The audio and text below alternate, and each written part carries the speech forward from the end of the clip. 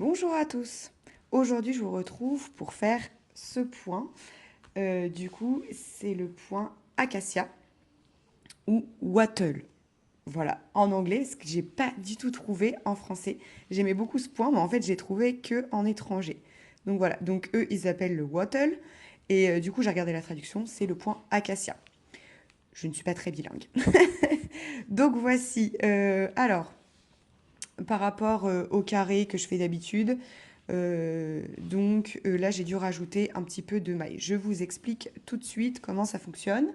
Donc là, ça va être un point avec maille serrée, maille en l'air et bride. Tout simplement. Encore des points basiques.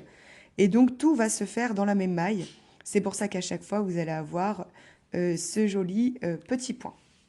Donc voilà, donc on va passer tout de suite à la réalisation.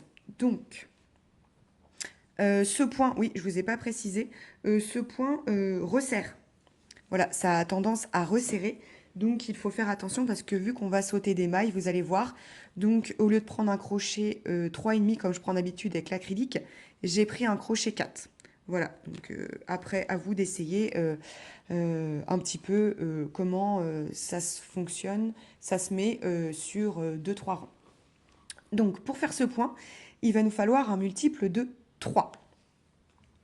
Alors, vous allez monter votre chaînette. Donc, un multiple de 3. Donc, moi, je vais prendre 15 du coup pour vous montrer. 1, 2, 3, 4, 5, 6, 7, 8, 9, 10, 11, 12, 13, 14, 15. Donc, voilà. Vous allez ensuite...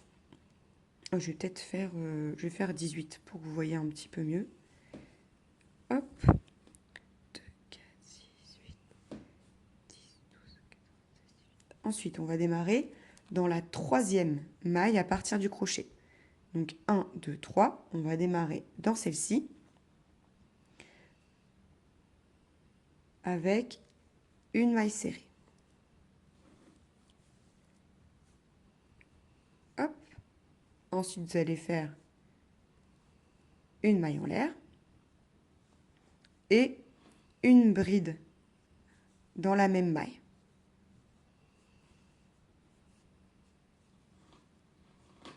Hop. D'accord. Ensuite, je saute 2 mailles. Et dans la troisième maille, à partir du motif, je recommence.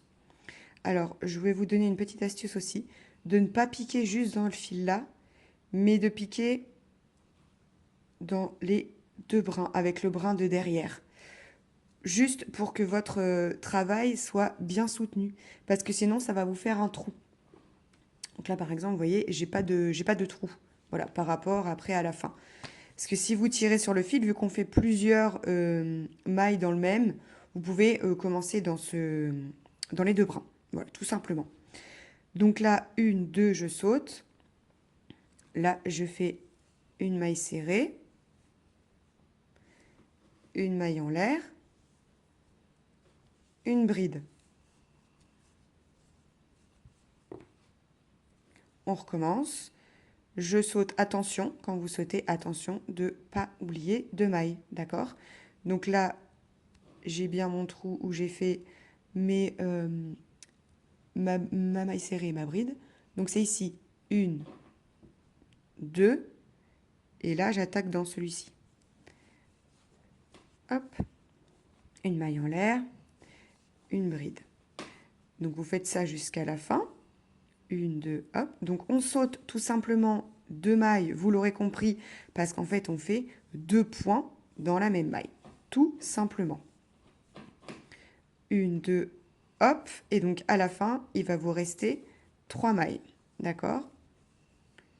Hop.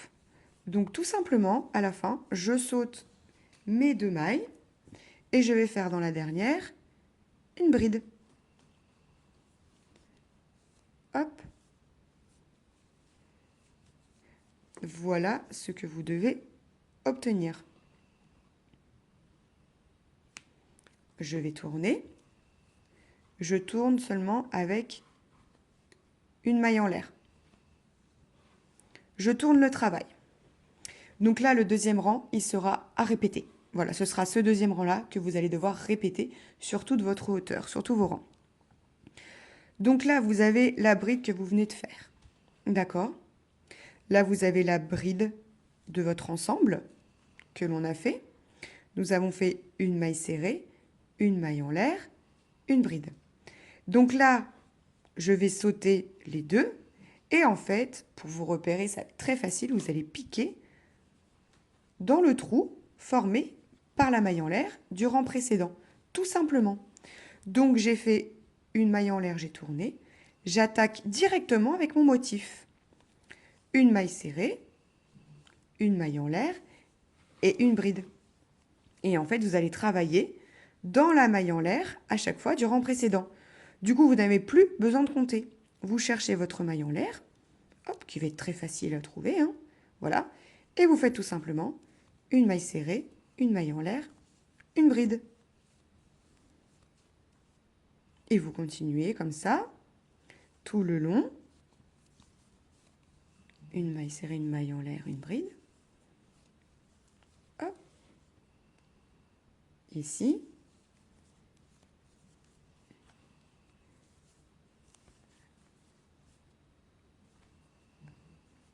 Hop. Et après, là, c'est la fin. D'accord? Donc là, on a notre premier motif. Donc là, vous allez piquer ici. Vous faites pareil. Une maille serrée, une maille en l'air, une bride. OK. Donc là, il vous reste la maille serrée de départ de tout à l'heure et la maille en l'air. Donc vous allez attraper la maille en l'air et vous allez faire... Est-ce que je vais réussir à l'attraper? Vous allez faire votre bride. Vous allez finir à chaque fois par une bride. Voilà.